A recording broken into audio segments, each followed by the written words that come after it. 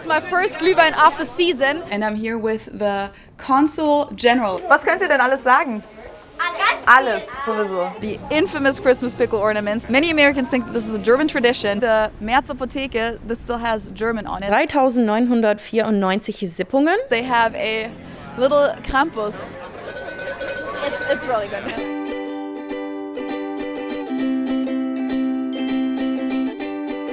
Hello, servus, and welcome back to my YouTube channel. As you guys probably know, my name is Feli. I'm originally from Munich, Germany, but I've been living in Cincinnati, Ohio, on and off since 2016. But right now, I'm on my way to Chicago, Illinois. It's like a 4, 5, 6 hour drive from Cincinnati, kind of depends on the traffic and stuff. I got up really early this morning, like at 5:30.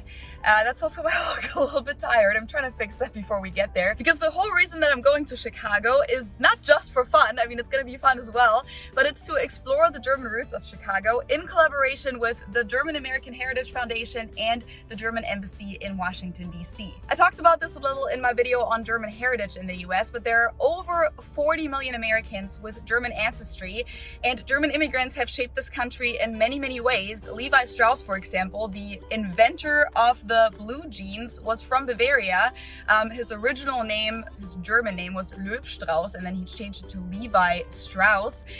Or John Roebling was from Prussia, and he was the architect who built the Roebling Bridge in Cincinnati and also the Brooklyn Bridge in New York City. To explore all those different traces of German influences in the US, the Heritage Foundation has recently created a really cool website called German Roots USA. I'll put the link down here, and on that website you can find a map, and the map shows all the different places that have German heritage to them. So like whether that's a restaurant or clubs or landmarks, businesses, whatever it might be, you can find it there, and you can find some really cool background information about those places as well. And they reached out to me and asked me if I wanted to travel to some of these places and check out the German roots there, and I said, yeah, of course I want to. So this weekend I'll be exploring the German roots of Chicago, which by the way is one of my absolute favorite cities in the entire country. I'll be visiting the German Consulate in Chicago and talking to the Consul General there.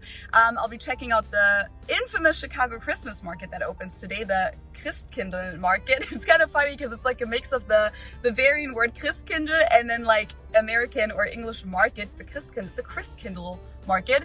I'm very excited for that, especially because I feel like it's really time to get into Christmas mood now.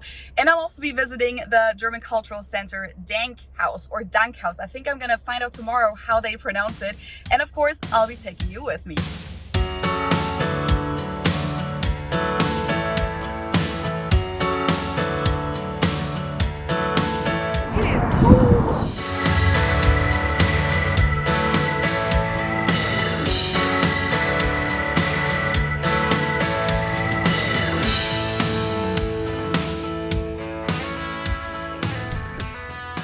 So we're here at the Consulate now in Chicago, and I'm here with the Consul General is what it's called, right? Generalkonsul. That's what I'm called. Yeah, I'm always get confused because it's the other way around in English. In German we say Generalkonsul. Wolfgang Mössinger, thank you so much for having me. Thank you for coming. Yeah. I'm very excited to be here. As you can see, he has an amazing view here.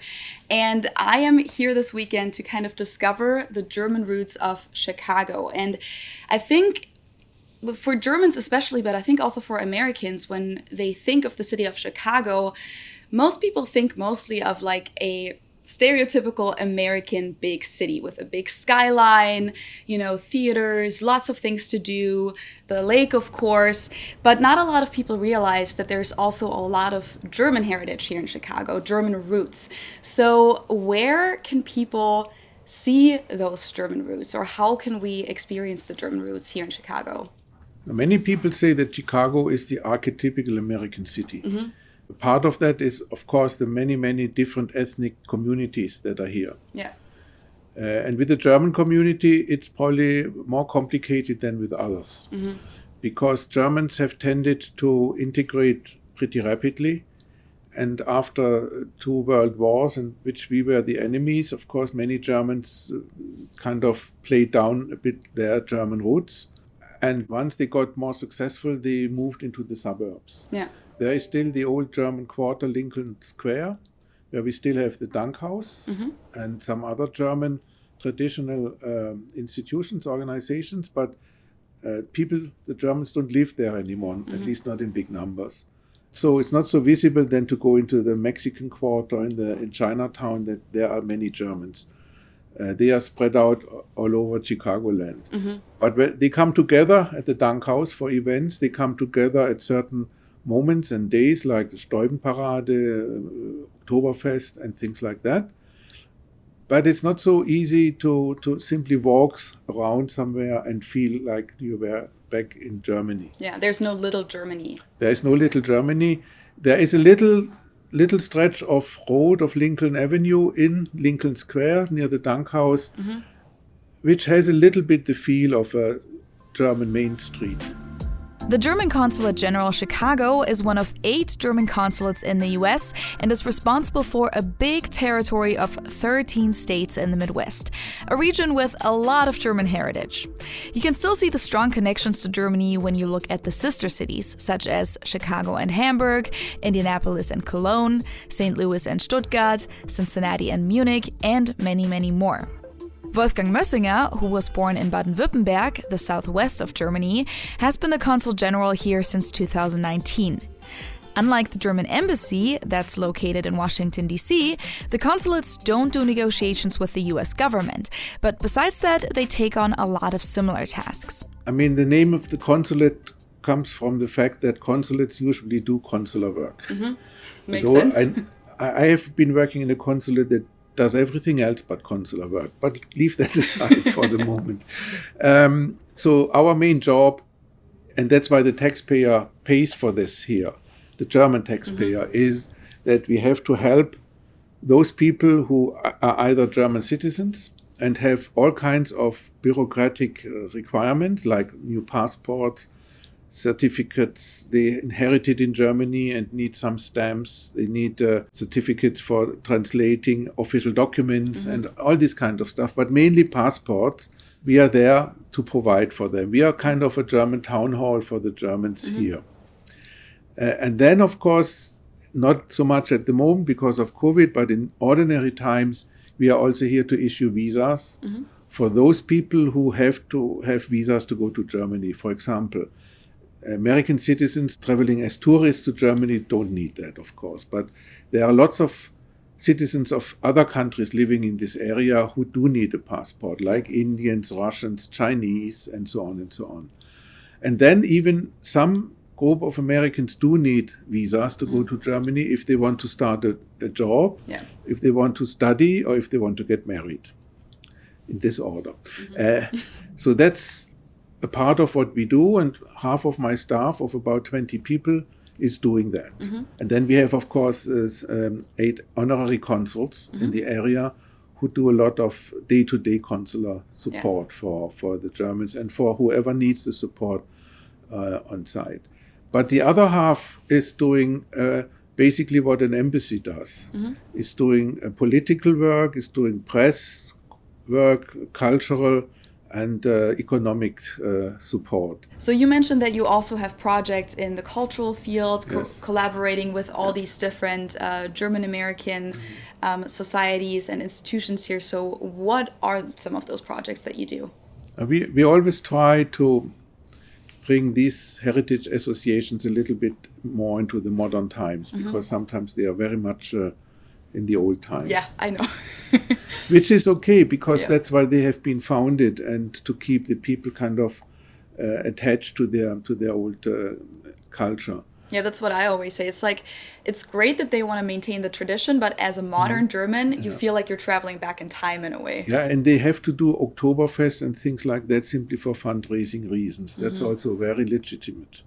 And there's now a younger generation in many of these associations who really want to be more relevant for today and also to reach out to more younger people. So do you, as the whole consulate, reach out to these different associations and kind of make suggestions or guide them in certain directions? Or do you collaborate with them with funding, or how does this work exactly? Everything. We have funding available, small funding available. We support them, we guide them. Sometimes we have special funds available for specific events, anniversaries, and so on and so on. And then, of course, we are happy to help when they have issues on how to modernize their association. And you just mentioned the Oktoberfest. Now, I've talked about the Oktoberfest in Cincinnati before. We have also different Oktoberfests by the different organizations in Cincinnati. What's the Oktoberfest like here in Chicago? Is it a big street festival or is it an indoor event? Have you been? It's usually celebrated together with the Stäuben Parade. Okay. End of September. So it's in like Munich. outside? It's outside, it's a big tent, and it's the place where the Stäuben Parade ends. Okay. So the people who have participated in the Stäuben Parade then gather there for eating and drinking, basically, and for music. And it's big. It's huge. It's lots of thousands and thousands of people over a couple of days. And the Stäuben Parade features something like 50-something organizations who participate. And that's the moment when probably you can see how much German heritage is still in Chicagoland. The Stäuben-Parade honors the Prussian-born Baron Friedrich von Stäuben, who offered his services to General George Washington during the Revolutionary War and helped make the victory against the British possible by training the American troops.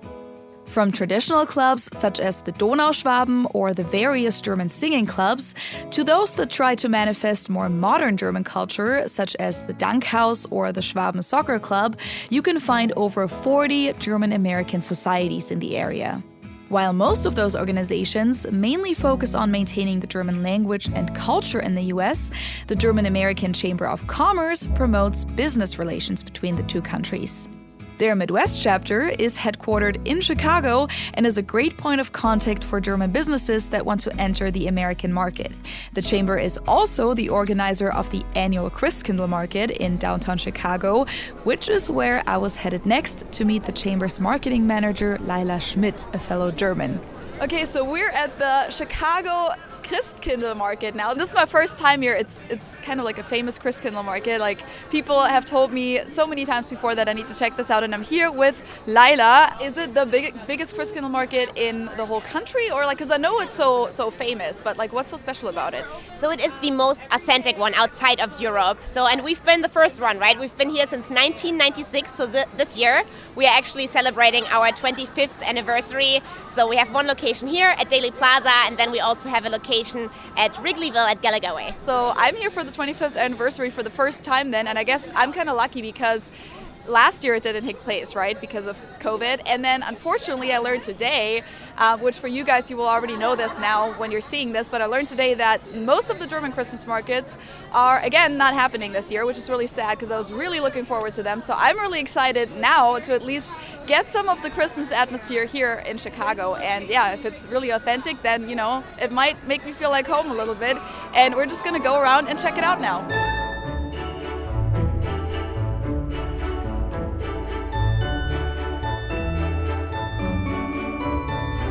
And it honestly did feel like home a lot, from Christmas ornaments to socks, candles, and delicacies like gourmet cheeses and honey.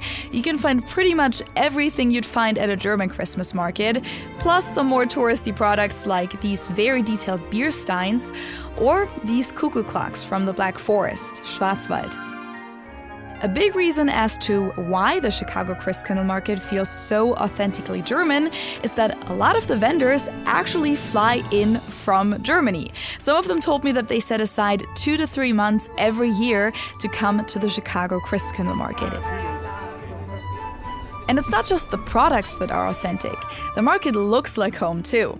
So all of our huts have the same design, right? It's the red and white striped wooden booth. So these are imported actually from Europe. Oh, cool. So that's what makes it authentic, as we are modeled after the original in Nuremberg. Yes.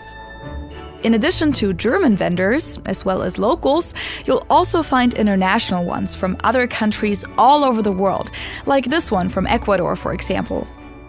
There are 55 booths in total that, besides merchandise, also sell a lot of amazing food.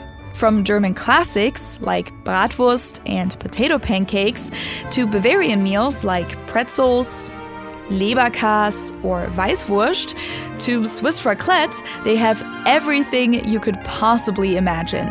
And you'll even find modern German street food like Northern German Matjesbrötchen, Döner, or Currywurst. You won't find this at a lot of other traditional places in the US, but like this is typical German fast food that you'll find in Berlin a lot, but also all over the place. So Currywurst, really good. And of course, lots of sweet delicacies as well. I wish you guys could smell this right now because it smells so Christmassy and so much like home. And I know I sound super cheesy right now, but it's just true. If you've ever smelled roasted almonds, you know what I'm talking about.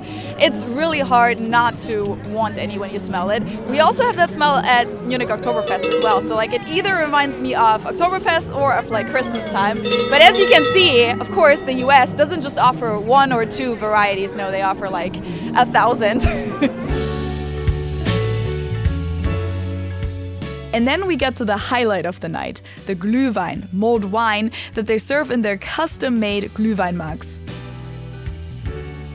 You can watch this on the Chicago Christkindlmarket Instagram page, by the way, because Laila did a live stream of me testing the Glühwein. Yes, annual mug, as you can see. So let's see what she says. First of all, this is my first Glühwein of the season. Usually I get some bottled Glühwein at the American Aldi, for example, the Aldi supermarket.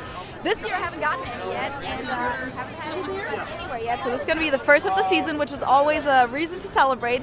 And let's see if this is authentic. It's really hot, I think.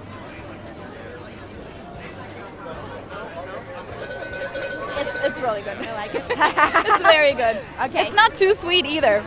Okay. But yeah, it always has sugar in it. So for all of you who've never had Glühwein, prepare for a hangover if you drink too much of it, because alcohol with sugar causes a hangover, but it's awesome.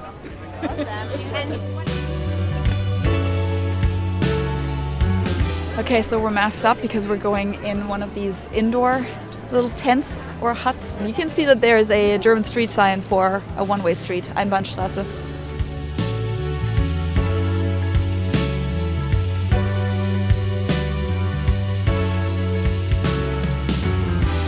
Hofbräu. Oh, they even have the Christmas pickle ornaments here, the infamous Christmas pickle ornaments that I've talked about before, because many Americans think that this is a German tradition to have one of these, hide it in the Christmas tree, and then the first kid who finds it gets an extra present. But yeah, in Germany, nobody has ever heard of that before. I think it might be a very regional thing from like one village in Germany or something like that, but it's not a common German tradition at all.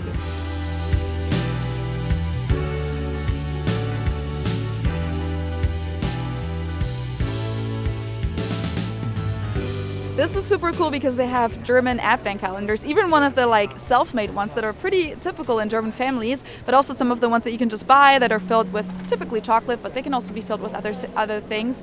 They're called Adventskalender in German, and every kid usually has one, and also some adults have one. And that's like to have the countdown starting on December 1st to Christmas Eve. So you have 24 little doors with presents or chocolates. We went inside another hut where I discovered all kinds of German candy that is usually hard to get in the US, and Nürnberger Lebkuchen. So here we have the infamous Nürnberger gingerbreads, the Lebkuchen, which Nürnberg is kind of like the Christmas capital in Germany in a way, because they have the most famous Christmas market there and the Lebkuchen, which is also just a classic German Christmas food that we have. And you have like the chocolate covered ones, the just sugar glazed ones, or the plain ones. So these are really good. And then, of course, they have a little Krampus statue. I don't know what this is. Image. In like southern Germany and Austria, this is the person or the thing that accompanies Nikolaus, so St. Nicholas, who comes on December 6th to like, he's kind of like a version of Santa Claus, but in Germany we kind of have both. And so he punishes the people or the kids who didn't behave well. In northern parts of Germany, they have Knecht Ruprecht instead. But Krampus is like a typical like monster-like creature, as you can tell, with like hooves and stuff. And they do the Krampus runs, the Krampusläufe. They also have one in Cincinnati. I don't know if they have one here, where like people dress up as this creature and chase other people through the streets. So that's fun. Fun German stuff, you know. Yeah, we're getting our Bavarian footage now. Real quick, what do you want to hear? Oh gosh, I don't know what you guys play. Well, he plays the accordion. No, like, play me your favorite song.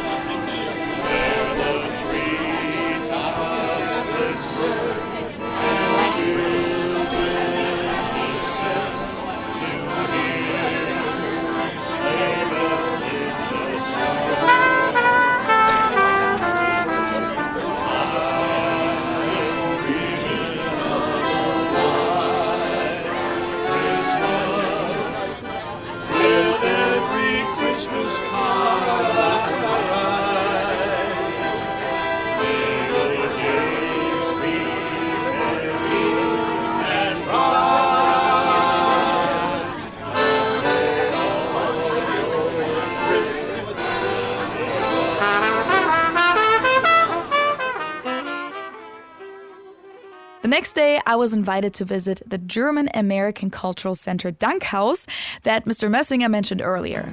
Dank means thanks in German, but in this case also stands for Deutsch-Amerikanischer Nationalkongress, German American National Congress. It's a nationwide German-American nonprofit organization that was established to unite Americans of German descent and preserve their heritage and traditions. It has over 30 chapters throughout the US, and the headquarters are located here at the DANK Haus in the traditionally German neighborhood of Lincoln Square in the northern part of Chicago. I honestly didn't really know what to expect before I got there, but I found out quickly that the DANK Haus is gigantic and very diverse, that the people there speak a lot of German, and that they're very welcoming. They greeted me with a German lunch in their beautiful Skyline Lounge. And this is where we host our monthly Stammtisch event, which is the social event. People come and drink beer, and every month there's a different menu of German food. Currywurst, Bratwurst, always something like that. Who provides the food? We cook it here ourselves. Okay. Yep. So is there a kitchen behind there? Or? Yes, there is a prep kitchen. Today we have catered food, so it's not cooked by us, but we have a bunch of volunteers that cook every single month. That's insane. And this whole place looks so nice. It looks like a Festsaal, like a ballroom, pretty much. Yes, a few years ago we redid the gilding on the walls and updated the floor. And we do have weddings here every once in a while, so people definitely love the room. They had Bavarian classics like Käsespätzle, red cabbage, pretzels, Oberster, which is a cheese-based bread spread, and schnitzel prepared by the local German restaurant Himmels, as well as some delicious Black Forest cake and Christmas cookies from the local bakery Sel Marie. Over lunch, the museum director of the DANK Haus, Rosa Gallagher, told me a little more about its history. So the building was built in 1927 by a German architect, actually, but we didn't come into the building as the DANK Haus until 1967, a good while later. And we started off as a lobbying organization, actually, for German Americans in the aftermath of World War II, who were afraid that the discrimination like happened in World War I was going to happen again. So they wanted to advocate for German Americans. It ended up that kind of discrimination didn't really happen during World War II. People were assimilated. And so over time we became more of a public cultural center. The first thing, I think, was the language school, a Saturday school where people wanted their kids to speak German just like they did when they came here.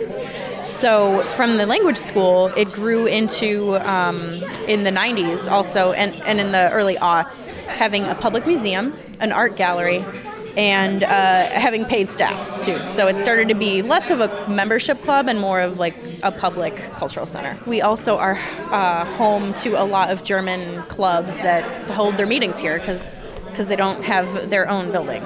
So do they just rent out the place? Yep, they rent out our various spaces. We have 77,000 square feet here, so there's no shortage of room for them to have their meetings. Saturday is the main day for the language school.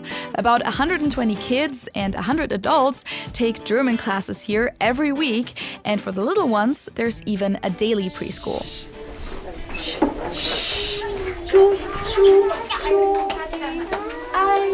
Seid ihr ein Zug? Eine Eisenbahn? Das hier ist 4. Klasse. This is 4th grade. Hi, Lizzie. Fourth Cool. graders. Yeah. You're so old. Hi, Danica. Wie läuft's? Hallo. Was könnt ihr denn alles sagen? Alles, sowieso. Und was macht ihr heute? Habt ihr schon gesungen richtig heute? cool. Also für Thanksgiving. Was habt ihr denn gesungen? Sehr cool. Noch so Richtig cool. Habt ihr noch einen Okay. Tag Zeit? Dankfest. After class, the kids get to try some tricks on these German aero wheels called Röhnrad. Meanwhile, I was headed towards the Brauhaus room, where a group of people was getting ready for their weekly Kino event, where they watch a German movie over coffee and cake. The space is also used by the Brandenburger Schützenverein, the shooting club, and of course you can get a beer here with real German brewery atmosphere. Part of the DANK Haus mission is to salvage and take in a lot of the lost German culture in our neighborhood. And so we were able to do that this year, or the past year during COVID, when we were able to salvage the Brauhaus bar from the Brauhaus restaurant across the street. Okay. Did the restaurant close? Or? It did. Okay. The owners retired. Yeah, this looks super nice. They didn't want to give it to anyone else, so they called the DANK Haus and said, "Do you want any of it?" Yeah. And yeah, we do. Yeah. So we were able to take it here, and it fit perfectly. So everything in here, from the columns and everything in here, came from the original Brauhaus. And was that originally German? Well, it was built by quite a few German immigrants. Okay. And, these were all people who were born in Germany or first generation German Americans. And they created a spot that was, iconic. Mm-hmm. I've lived in this neighborhood 30 years and my kids all grew up there. Mm-hmm. Everyone here has a story about the Brauhaus. Mm-hmm. So when they're able to come here and see this in person, it's an amazing thing. Besides the Schützenverein, the DANK Haus also rents out rooms to the German-American Police Association, the Siebenbürger Sachsen, as well as the Schlaraffia Club, a worldwide men's-only association that uses old-fashioned German language and holds their meetings in a fixed ceremonial form. Their meeting spaces are called Schlaraffenkastel and are equipped in the style of a knight's tavern from the Middle Ages. Is that real? Yes. Ew. So this room was taken from the Germania Club, another German club that closed in the 80s. Yeah. And it was brought here, all the wood, all the furniture was brought here. And Yeah, I was asking because this doesn't look like the rest of the building. This looks like an old building inside of here. So yes, it's totally different. People walk in here and they're like really dumbfounded at this. Yeah. And the members still meet here every Friday in the winter.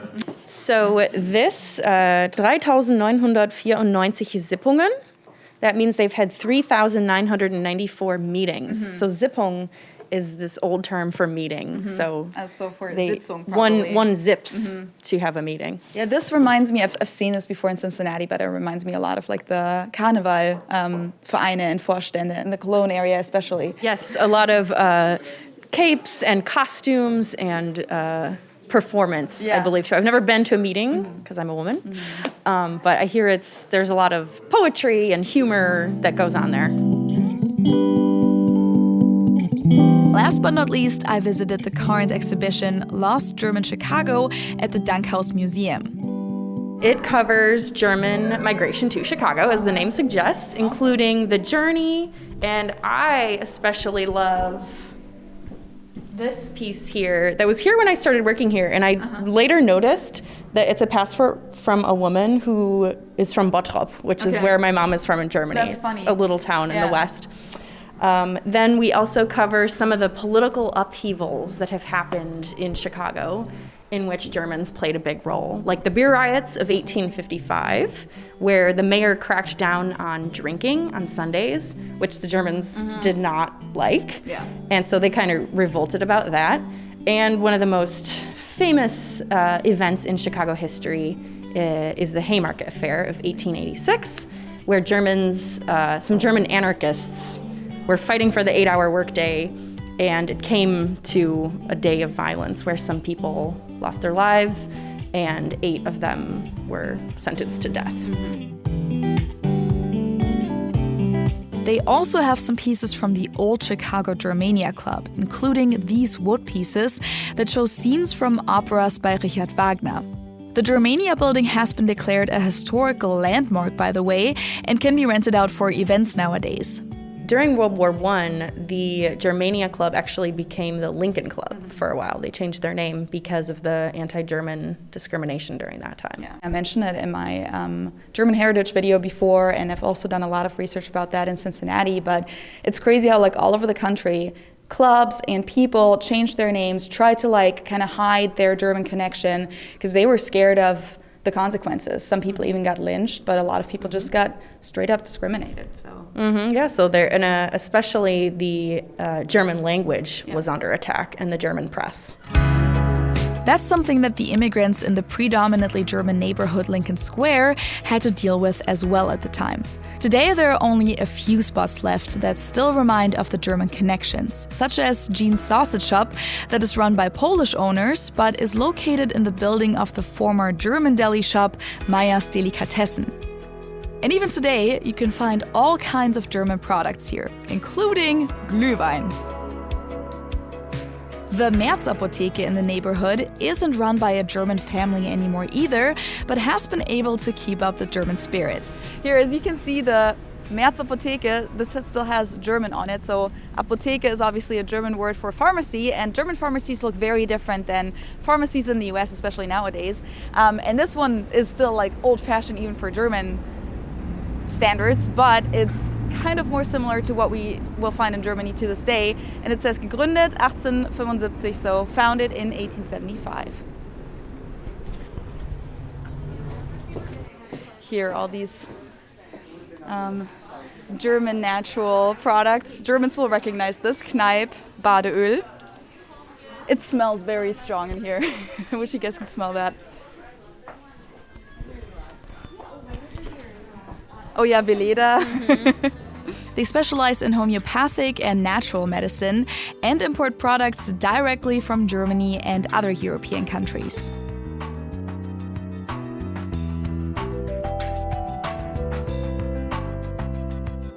This lantern pole is an actual piece of Germany in Chicago. It was sent over as a gift from Chicago's sister city of Hamburg in 1979 and is a replica of the lanterns that you'll find at Hamburg's Lombard Bridge, which is why it's called the Lombard lamp. And our last stop for the day was something that I definitely didn't expect to come across in the neighborhood. So this segment of the Berlin Wall, it's a full-size 12-foot segment of the wall, and it was given to the city of Chicago by the city of Berlin in 2008. They're restoring it now, which is nice because it continues to deteriorate. Yeah. And we're in the Western Brown Line train station, as you can hear. And so in 2008, a really famous Chicago mayor called Mayor Daley was here for the ceremony where they gave it to us. Okay. That's really cool. You would never expect to just see a piece of the Berlin Wall like in the middle of Chicago. I had a subway station at that. Yeah, a lot of people don't notice it because it kind of blends in with the surroundings. It does. You might just think that it's just some, modern piece of art, some graffiti art or something. Yeah, exactly. Even though I got to see a lot of traces of the German roots in Chicago over the weekend, there's still so much more that I didn't even have time to go to, such as the Goethe Monument in Lincoln Park or the traditional German restaurant and brewery, the Berghof. I did, however, get lunch at a German fusion restaurant before I left on Sunday. Okay, so I just had lunch at Funkenhausen, which is this German fusion restaurant here in Chicago, which is a great mix of Southern-style American food and then German food. And I had Spätzle carbonara, which was awesome because I love Spätzle, German food, and I love Italian food, so the carbonara part of it. Didn't have it with bacon, of course. And now it's time for me to head back to Cincinnati. It was an amazing weekend here in Chicago to discover the German roots of the city. There was so much. I could have probably stayed for another week or two to see all the different parts of Chicago that have German roots. Everyone was so kind and welcoming. It was really, really interesting. So yeah, I hope you guys enjoyed this little journey with me too. Don't forget to check out GermanRootsUSA.org to check out all the German roots all over the country. And yeah, I hope I'll see you in my next video. If you like my content, please don't forget to subscribe and activate the bell. And of course, you can also support me by hitting the super thanks button, join my Patreon family, or buy me a drink on buymeacoffee.com. Thank you so much for watching, and I hope I'll see you next time. Tschüss!